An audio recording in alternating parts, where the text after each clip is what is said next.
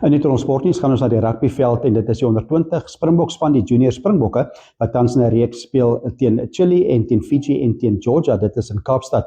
Goeie begin vir die junior Springbokke, hulle speel teen Chili in hulle eerste wedstryd by Rondebosch Hoërskool in die Kaap, hulle wen met 97-0, hulle eerste wedstryd totaal gedomineer. So die volgende wedstryd is komende Dinsdag, die tweede wedstryd wat hulle dan speel, dit is teen Fiji, daai wedstryd word by Wynberg se seunskool gespeel in die Kaap en dan Georgia sal teen Chili speel.